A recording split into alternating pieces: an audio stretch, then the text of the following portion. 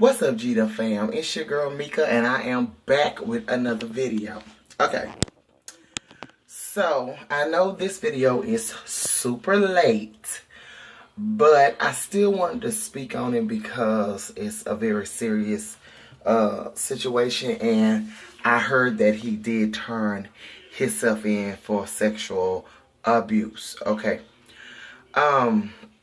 Everybody know about the R. Kelly scandal, and if you don't know, let me just quickly update you on some stuff. He was married a young girl by the name of Aaliyah at 15. She was 15 years old, and so that was a scandal there for us, like him being so older and him being with a younger girl. Then boom, then the sex tape came out with him having sex with a 14-year-old girl, which we all come to find out that it was Sparkle's niece. Now, Sparkle was a famous singer. She was an entertainer. She also did a song with R. Kelly, and it was her niece who was the little girl that was in the video. The only reason why he didn't get charged is because it was said that it was handled out of court. And we all know, well, most of us know that when it was handled out of court, I mean, he paid a lump sum for people to keep their mouth shut, and it went away, okay? So, allegedly, this has still been taking place where he was getting with young girls and keeping them in his homes. And what I mean by homes is different homes, like in different cities. And he will meet them on the notion of making them famous, you know, doing stuff for their careers, and then he would end up, you know, enticing them, talking about how much he loved them, but you know, the regular predator type of stuff. And the documentary came out. I seen the documentary. I seen some of it, but I didn't see all of it. But the part that I did see was enough. I mean, I applaud these young ladies who did came out and said something and spoke on it. You know, because we all, us as black women, we do deserve to be heard. We deserve to be acknowledged, and a lot of times we are overlooked. And the parents had even came out and said something about how he had their daughters, and when they asked to see him, they would have to see him in front of him, or they would have to be on a phone call where it's being supervised or something like that. But it was on the point where basically he had full control of their children. Now, me personally, I would have been at every concert. You're gonna give me mine. I'm talking about. It would have been real. Okay? You're going to give me mine. But I'm going to go outside. You guys wear some light. Okay? I'll be right back. Okay, you guys, I didn't go outside, but I did fix some stuff where I could be able to sit down. I don't know what's going on with that. This stuff been hurting me a lot. Anyway, so yeah, I just wanted to point out that I saw an interview that Monique had did about the situation, and she was like that it's a sickness, it's a disease, and she didn't know that until she did the movie Precious, and that she prayed that she want him to get help. I agree with Monique to a certain extent for us, like wanting him to get help, but the sickness and disease, let me just say this. It's only two spirits in the world, evil and good. If you're not surrendering yourself to the good, then you're surrendering yourself to the evil. And the only way he can overcome this particular spirit, because that's what it is an evil spirit, is him giving his life to Jesus. I mean, okay, God is not going to tell you to rape girls, hold girls hostages, make them your sex slaves. He's not. The Bible says have one woman, one man, and they all have one husband. That every woman have her own husband, every man have his own wife. I mean, that'd be contradictory to that scripture if, you know, if that was something. I know for a fact that that's not true. Okay, so therefore he need to give his life to Christ. Now, I feel like that one demon, he accepted the demon that his sister put on him back in the day when she was letting the devil use her strongly. And was molesting him, and he received it. Now his other brothers did not like it; they was against it, but he received it. And I also heard that he was allegedly, you guys, I heard that he was taking care of her. The one who did that to him, she wanted for nothing. But I heard that his brother got shot for robbing somebody, and here it is, you got a multi-millionaire brother who ain't even giving you nothing. Yeah. Anyway, that says a lot. That says a lot. You feel what I'm saying? So, but I just feel like it's appalling that he would do this. And I know everybody get caught up in the actual artist. Like, you know, you get caught up in the persona that they put on for the cameras. You know, he's a great song producer, a great songwriter, and he gave hits after hits. And you don't want to think that about somebody who's in the public eye like that. The same with Bill Cosby.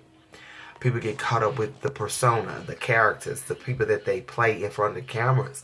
But behind the camera, what are you doing? Who is the real you? The real you comes out behind the camera. You feel what I'm saying? When the cameras are off. And it was hard for me to receive this situation with Bill Cosby because I kept looking at Cliff Huxtable, you know.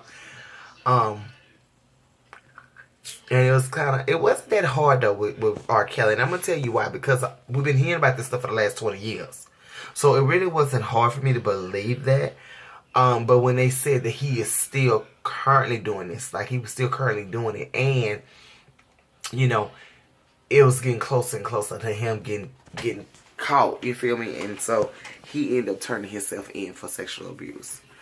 I'm glad that I am going to just give a big applause to the girls who said something, who gave a shout, who actually opened their mouths and didn't care about the backlash, the scrutiny, because I was hearing that the people, the fans, certain fans was just really going after these girls' heads. They are the victims, you guys.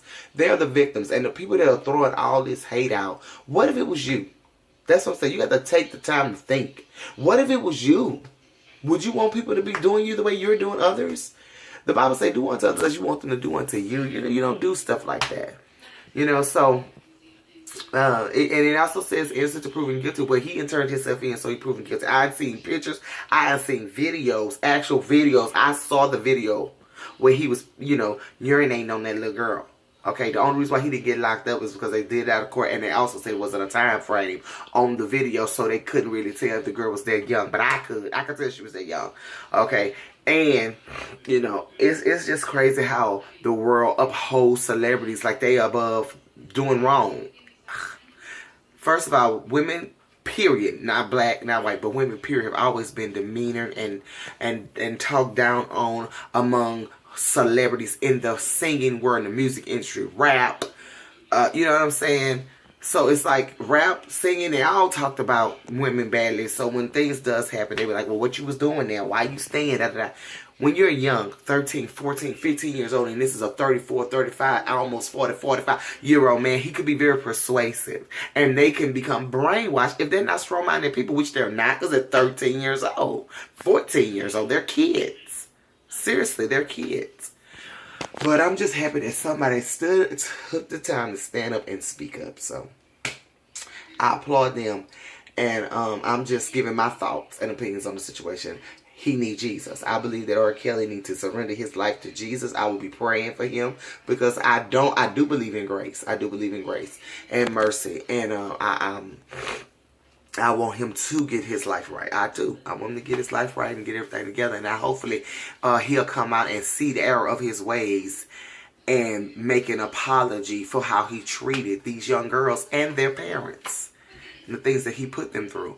Also, I don't know about his music career. I'm going to be honest, you guys. This is just my thoughts. I feel like the music career is completely not over, but because he have made some hits, but they're muting this man. Like, they're muting him. And me personally, I don't even listen to his music. I ain't changed my life, so I don't listen to that kind of music anymore. But I wouldn't be listening to none of it at all because of what he stood for. The things he was doing, it was just out of line and wrong.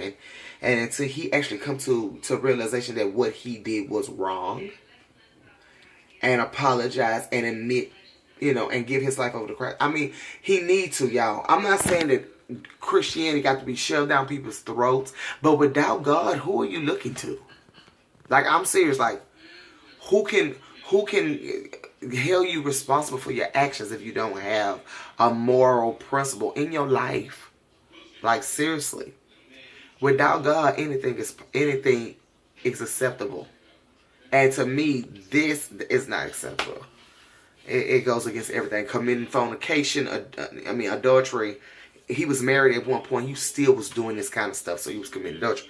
You committing fornication. You're not married to none of these girls. So all that lines up with the word, things that he was doing against God's will and against God's purpose. You could have one wife. Every man have one wife. Every woman have one husband. He was going against all that. And then you was basically, to me, kidnapping. I mean, when they got to a certain age, yeah, they was able to say they could stay, but at one point you was kidnapping these kids. 14, 15, 13, 15 years old, 16, you kidnapping them.